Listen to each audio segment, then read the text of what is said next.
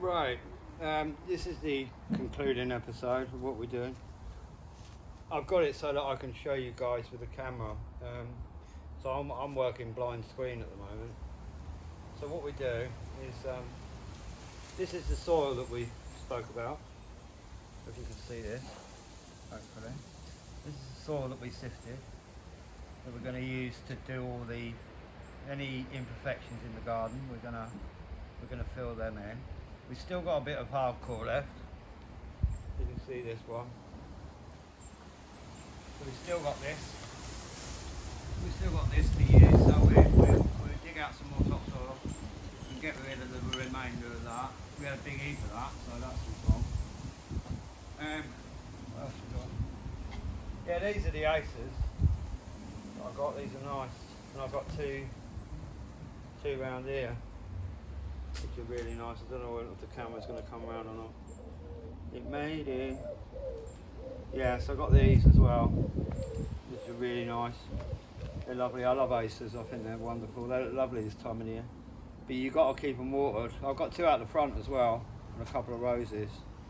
But I bought these as standards. They weren't. I bought them when they were reduced. If you guys remember, one time the garden centres used to reduce the price of the plants over the winter months, and I think I paid about £40 each for these at the time. But they're terrible money, and they're really nice ones as well. But I feed them. I feed them with rose feed. I feed everything with rose feed, and it tends to do really well. So, I mean, some of the other things like Miracle Grow, I don't know. I'm not too sure about. But rose feed, being that it's I'd imagine it's a carbon, because roses like ashes and stuff like that, don't they? So I'd imagine that there's a high content of carbon. We must always remember that carbon is life. So when they talk about carbon, they're talking about life. Always remember that one. Right, let's have a look and see what we've done. I'll come round and I can come round the other side of the screen now. Should be able to. If I whiz round, I should be able to come round there quite nicely. So let's just flip that round. Hopefully, yes, I can do it. Good. Right. So this is what we've covered today. Any of you guys that's been following. So what we've done is we've done an infill in there. We're going to take up this next part here, over here. We're going to take some of that up, so that we take up enough just to get rid of the rubble. That's the name of the game. And then what I did in between time over the last 20 minutes is I went around and done that infill. So that gives you an idea. And then what we do, we rake out the remainder of the joints. I'll power wash it all, rake out the joints, and we'll repoint it all, what there is of it. So we've only got that patch to do, so it's nothing major. But that's the thing with it. Don't be frightened of it if you want to do it yourself.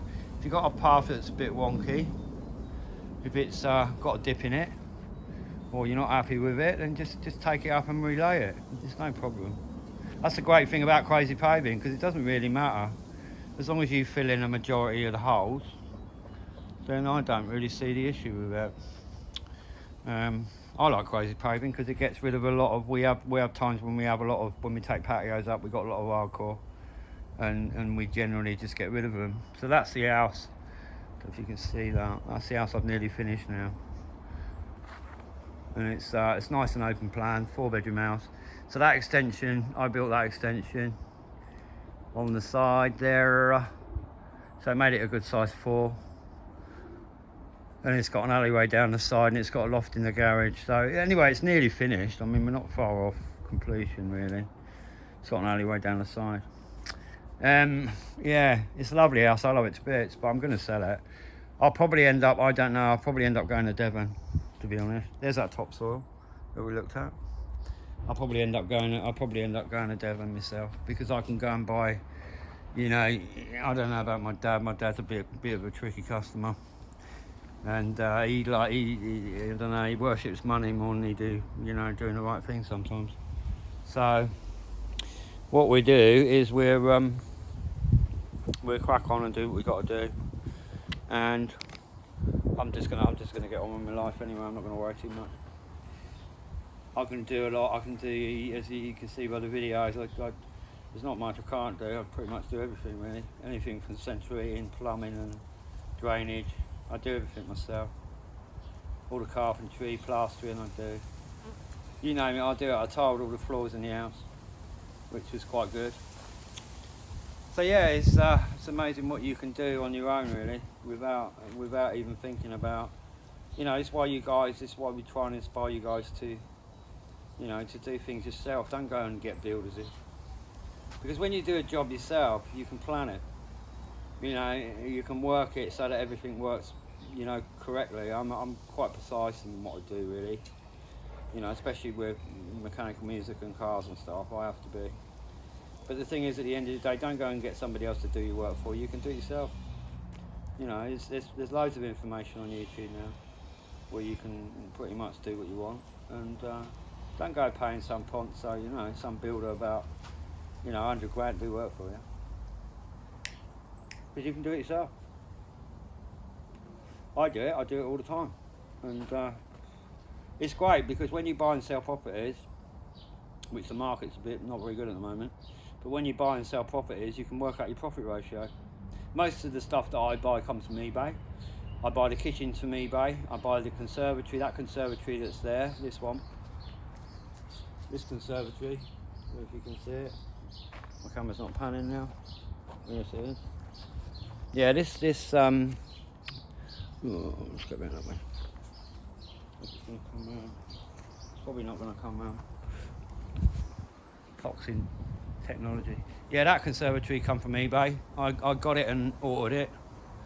I paid about 400 quid for that. And this glass roof one as well. The windows and doors, all the windows come out of another house. That they were, they apparently had a problem with the windows, and it was done on the insurance. It wasn't an window issue. It had no damp course between the inside and outside walls, so that was causing the problem. And I bought a lorry load of them, and come out of a big house they did. And I picked out what I wanted, and pretty much the rest of it I just sold on. You know, I was selling windows for 50, 60 quid. So, as I say, don't be afraid of buying second-hand stuff. There's no difference really. It's just that if you're in the business of doing up property, your profit margin will excel. I mean, I paid 225 for this one, and it's just been valued at 600,000. So it's come quite a long way. But it is a nice setup.